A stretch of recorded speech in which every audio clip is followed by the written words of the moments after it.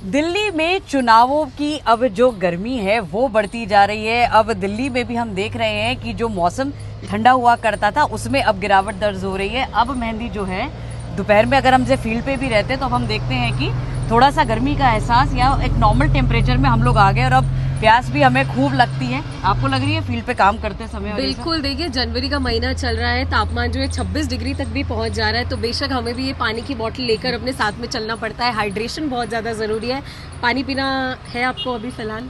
ये सबसे पहले तो ये बता दें मेहंदी की ये जो पानी आप दिखा रही है ना, ये ऐसा सियासी मुद्दा बन गया है कि हमने पानी पे तो खैर देशों में लड़ाइयाँ हो जाती है, लेकिन हम तो यहाँ देख रहे हैं कि दिल्ली विधानसभा चुनाव में दिल्ली और हरियाणा आपस में ऐसे हो गए जैसे दो देश की तरह पूरे लड़ाई करते हुए नजर आ रहे हैं। बिल्कुल, देखिए पानी जिसे कहते हैं जल ही जीवन है, अब वो लड़ाई का जो है एक एग्जाम्पल बन गया है, क्योंकि लगातार मुद्दा बन गया है क्योंकि पानी पर सियासत हो रही है, पानी पर लड़ाई हो रही है, दो राज्य आमने सामने हो चुके हैं, पॉलिटिकल पार्टियों में घमासान मचा हुआ है। मेहंदी इतनी सियासी गर्मी हो जाती है ना कि जब पानी पीते हैं ना सबसे पहले यही याद आता है कि मतलब ठीक है फिल्टर हम लोग ले रहे हैं, लेकिन जो ये बात की जा रही है कि 7 ppm अमोनिया है और जो सियासी बातें चल रही है उससे तो पानी पीने में भी डर लगने लग गया है। बिल्कुल बिल्कुल, देखिए और मुझे लगता है आम जनता को 7 ppm कितना होता है, कितना पार्टिकुलेट मैटर है, उसके बारे में ज्यादा जानकारी भी नहीं होती है। लेकिन जब से ये मुद्दा गर्मा गया है मौसम की तरह ही, तो अब हर एक इंसान ये पूछ रहा है कि ये पानी साफ है, इस पानी में कितना ppm है, तो कहीं ना कहीं ये मुद्दा हर एक दिल्लीवासी की ज़बान मैंने जो आपसे बात भी कर लेते हैं, इसको थोड़ा मैं साइड में रख देती हूँ सियासी मुद्दे को। ये काफी भारी भरकम मुद्दा है इस बार जो हम देख रहे हैं दिल्ली विधानसभा चुनावों में। अब बात करते हैं कि आज जिस तरीके से आम आदमी पार्टी का शीर्ष नेतृत्व खास तौर पर अरविंद केजरीवाल, आतिशी और खुद पंजाब सीएम भगवंत मान पहुंचे चुनाव आयोग के दफ्तर। वहां पे उन्होंने एक चिट्ठी लिखकर एक शिकायत दर्ज करवाई है कि ये जो यमुना पर पूरी पॉलिटिकल कॉन्स्पिरेसी की जा रही है उसमें कहीं ना कहीं आम आदमी पार्टी को सेंध मारने की कोशिश है। और चिट्ठी में सीधे तौर पर यही कहा गया है कि यहाँ पर क्योंकि अरविंद केजरीवाल के जो दिल्ली सरकार के सेक्रेटरी हैं उन्होंने हरियाणा सेक्रेटरी से बात की और बोला कि भाई आप ये जो पानी में अमोनियम लेवल है उसको कंट्रोल करें, लेकिन वहाँ हरियाणा सेक्रेटरी की तरफ से जवाब आया टॉक टू आवर सीएम। जी, ये ऐसे तो मतलब बहुत ही टॉक टू, पहले तो सोच रहे टॉक टू माई हैंड, लेकिन अब हो गया talk to my Haryana CM.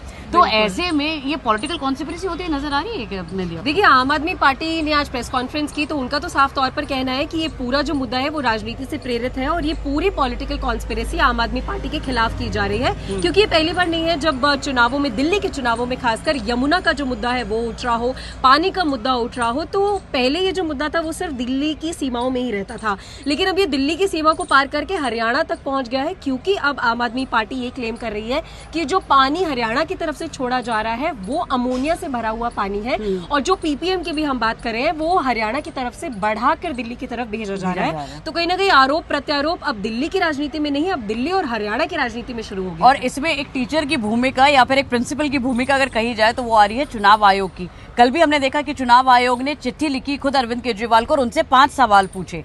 सीधे तौर पर यह पूछा गया कि आप वो जगह बताएं, कौन सी वो जगह है जहां पे ये जहर मिलाया जा रहा है, जैसे आप क्लेम कर रहे हैं कि यमुना का पानी जहरीला हो गया है। दूसरी बात, आप ये बताएं कि आपने उस पानी को कहां रोका। तीसरा सवाल उनका चुनाव आयोग का ये भी था कि आपने हरियाणा सरकार से इस बाबत जब बात की या नहीं की उसका भी आप ब्यौरा दें। जो अब अरविंद केजरीवाल जो आज चुनाव आयोग गए हैं तो उसका ब्यौरा वो पूरी तरीके से देकर आए हैं। एक मेहंदी, ये सारे तमाम सवाल तो चुनाव आयोग अरविंद केजरीवाल से पूछे जिनको उन्हें जवाब भी अब आगे आके देना पड़ेगा, क्योंकि चिट्ठी में कड़ा निर्देश था चुनाव आयोग की तरफ से कि आप काफी साइलेंट हो गए इस मुद्दे पे जब आपसे ये सवाल पूछा जा रहा है।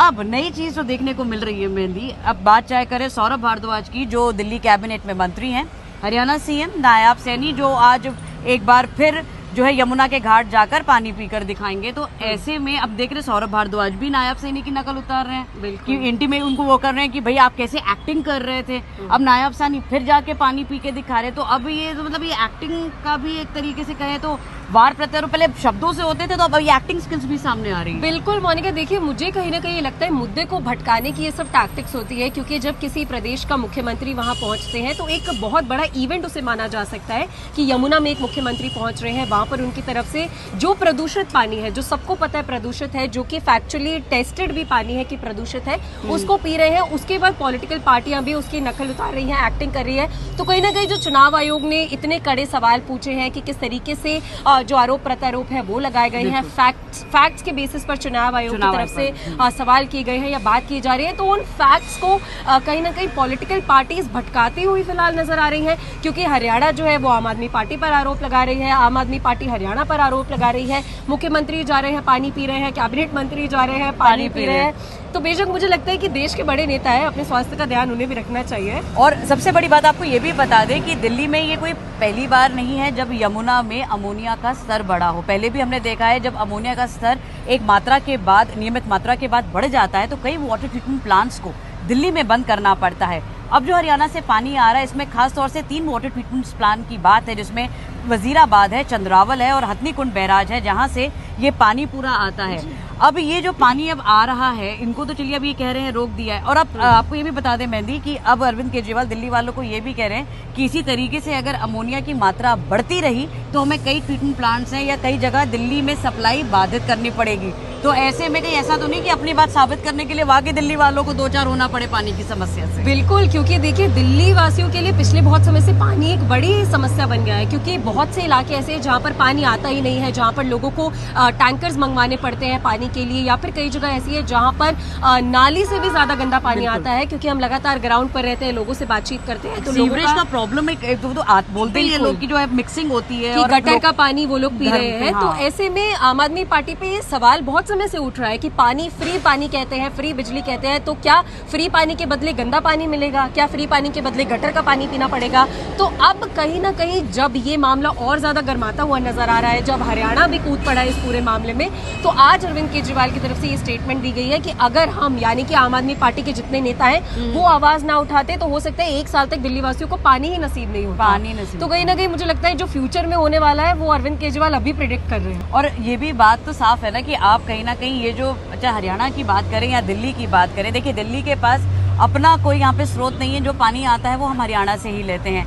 कई हमने देखे हैं, पिछली भी सरकारें रही हैं, कई बार पानी की किल्लत का सामना करना पड़ता था। सरकारों के बीच में एक समन्वय रहता था कि भाई आप आपस में बात करते थे कि कब पानी छोड़ा जाएगा, कितना मात्रा में छोड़ा जाएगा। लेकिन अब जिस तरीके से ये एकदम ही हावी वाली पॉलिटिक्स हो रही है, आरोप प्रत्यारोप आप करो, तो ऐसे में आपको लग रहा है कि अगर हरियाणा अड़ी जाए कि भैया ठीक है हम आपको पानी देंगे लेकिन उतना ही देंगे जितना हम चाहेंगे या हमारी जरूरत के हिसाब से, तो ये तो आप एक कोऑर्डिनेशन भी जो है बात खराब हो सकता है ना दोनों राज्यों के बीच में। बिल्कुल बिल्कुल मोनिका, हो सकता है। और ये कोऑर्डिनेशन की बात तो हम जब से अरविंद केजरीवाल सत्ता में आए हैं तब से ही देख रहे हैं। क्योंकि एक बात अरविंद केजरीवाल की तरफ से हमेशा कही गई है कि दिल्ली में हम काम इसलिए नहीं कर पा रहे हैं क्योंकि केंद्र सरकार हमारे साथ कोऑर्डिनेशन नहीं कर रहा है या समन्वय नहीं बैठ रहा है। तो ऐसे में शीला दीक्षित जी की भी सरकार रही है, उन्होंने बहुत बेहतर तरीके से दिल्ली को चलाया है। जितने कह सकते हैं मेजर डेवलपमेंट प्रोग्राम्स हैं वो शीला दीक्षित की ही देन है दिल्ली को। और उसमें भी मेहंदी आपको मैं बताना चाहूँ क्योंकि हम कवर भी करते आए थे, तो एलजी भी एक टाइम पे ऐसे थे कि जब बीजेपी के एलजी थे और शीला दीक्षित चीफ मिनिस्टर हुआ करती थी, बिल्कुल, तो एक कोऑर्डिनेशन के साथ हमने वहां भी देखा है कि चीजें होती थी।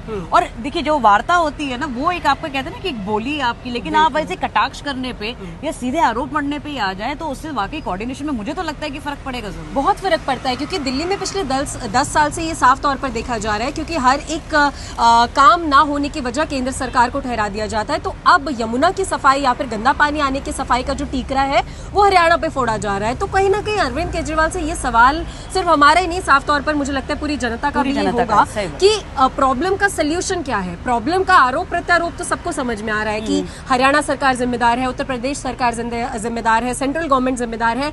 तो अरविंद केजरीवाल अगर 10 साल से सत्ता में है तो उनकी जिम्मेदारी क्या है? और मेहंदी ना सिर्फ आम आदमी पार्टी, हम ये सभी पार्टियों के लिए कह रहे हैं क्योंकि हम देखते हैं कि मैनिफेस्टो चाहे बीजेपी का निकले या कांग्रेस का निकले, यमुना नदी की सफाई, उसकी स्वच्छता, उसको पे कैसे उसको आप क्लीन रखा जाए, ये मैनिफेस्टो में हर बार एक पॉइंटर के तौर पर हम देखते हैं सामने आता है। और जिसकी भी सरकार होती है, जो विपक्ष में होता है, एक बहुत इजी टारगेट हो जाता है ये कहना कि आपने काम नहीं किया। लेकिन सच बात तो ये है कि कांग्रेस की भी रही है, बीजेपी अभी तो केंद्र में भी है और आम आदमी पार्टी तो खुद अब यहाँ पे 11 साल से है। तो ऐसे में क्यों ना तीनों पार्टियों से दिल्ली की जनता अब ये वाकई पूछना चाहती है कि आखिरकार ये जिम्मेदारी है तो किसकी?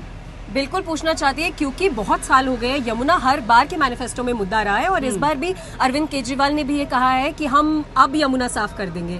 10 साल थे उनके पास यमुना साफ करने के लिए, लेकिन सिर्फ अरविंद केजरीवाल ने ही नहीं, बीजेपी ने भी अपने मैनिफेस्टो में बड़ा ये वादा किया है कि यमुना को साफ कर दिया जाएगा, यमुना बैंक्स बनाए जाएंगे। साथ ही साथ अमित शाह ने तो एक चैलेंज भी अरविंद केजरीवाल को कर दिया था कि प्रयागराज जाएं और कुंभ में स्नान करें। ये चैलेंज तो मेहंदी राहुल गांधी की तरफ से भी आया। राहुल गांधी ने भी जब रैली की है तो उन्होंने कहा कि आपने तो कहा था मैं यमुना में का पानी पी के दिखाऊंगा आपको, तो 10 साल हो गए, आपने तो अभी तक पानी भी नहीं पिया। तो मैं वही कह रही हूँ ना कि जो दिल्ली में जिसकी सरकार नहीं है मेहंदी, बहुत इजी टारगेट हो जाता है बिल्कुल विपक्षियों को बोलने के लिए। लेकिन जब आपकी सरकारें रहती है, आप उस वक्त ग्राउंड रियलिटी पे क्या कर रहे हैं, ग्राउंड जीरो पे क्या कर रहे हैं, वो चीजें हमें देखने को नहीं मिलती, नहीं मिल रही है, क्योंकि सिर्फ आरोप प्रत्यारोप ही हो रहे हैं। यमुना की सफाई एक सबसे बड़ा इजी टारगेट, जैसे कि आपने कहा, बनता जा रहा है। लेकिन ये देखना अब दिलचस्प होगा, क्योंकि अब दिल्ली की जनता भी बहुत ज्यादा जागरूक है। दिल्ली की जनता से भी जब हम बात करते हैं तो लोकल मुद्दों के साथ साथ यमुना के बारे में भी दिल्ली की जनता बात करती हुई नजर आ रही है। और ना सिर्फ जनता, मेहंदी मैं आपको बताऊं, क्योंकि हमने कुछ यहाँ पे यूथ से भी बात किया, बिल्कुल, ना सिर्फ अनुभवी लोग बल्कि अब जो युवा जो आ रहे हैं या फर्स्ट टाइम वोटर्स हैं, उनको भी लग रहा है कि यमुना का मुद्दा या यमुना पर ये पॉलिटिक्स आखिरकार हो क्यों नहीं रही, आप काम करते क्यों नहीं है।